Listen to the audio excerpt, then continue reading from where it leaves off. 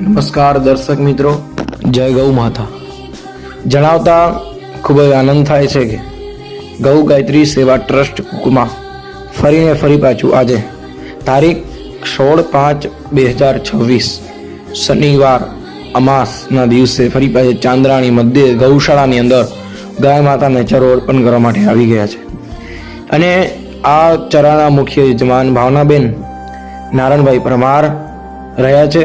અને જે પણ ભક્તો ઓનલાઈન છે અથવા જે પણ ભક્તો કોઈ પણ પ્રસંગે જેમ કે જન્મદિવસ પ્રસંગે કોઈક પુણ્યતિથિ ઉપર જે પણ ભક્તો પૈસા મોકલે છે 500 100 એ પણ ભક્તોના પૈસા આ ચરાની અંદર વપરાશ કરવામાં આવ્યા છે.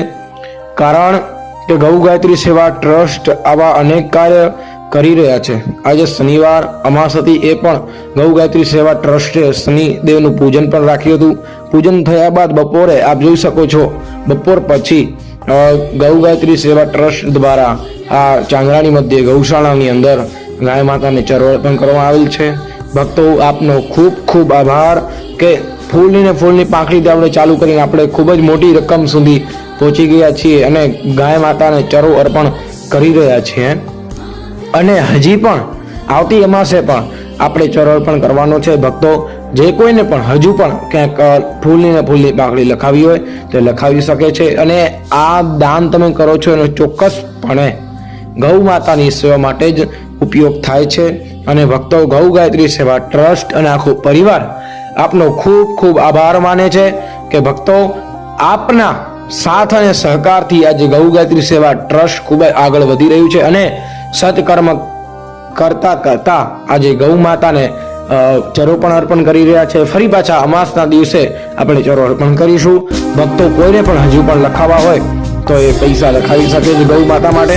અને ખૂબ ખૂબ ફરી પાછો ભક્તો આપનો ખૂબ ખૂબ આભાર કે તમે જે પણ દાન આપો છો એના કારણે અત્યારે ગૌ ગાયત્રી સેવા ટ્રસ્ટ ખૂબ જ આગળ વધી ગયું છે. અને નાની રકમ જ્યારે મોટી રકમ પણ આપણે પ્રાપ્ત થઈ ચૂકી છે. આજે આપણે ગૌ માતાને ચરો અર્પણ કર્યો છે. આવતી અમાસે પણ આપણે ચરો અર્પણ કરશી. સૌ ભક્તોનો ખૂબ ખૂબ આભાર. ગૌ ગાયત્રી સેવા ટ્રસ્ટ ખૂબ ખૂબ આભાર વ્યક્ત કરે છે. ભક્તો આવા સત્કર્મ કરતા રહો અને કરાવતા રહો. ભગવાન તમારી હર મનોકામના પરિપૂર્ણ કરે. આવી ભાવના સાથે ગૌ ગાયત્રી સેવા ટ્રસ્ટ આપનો ખૂબ ખૂબ આભાર વ્યક્ત કરે છે.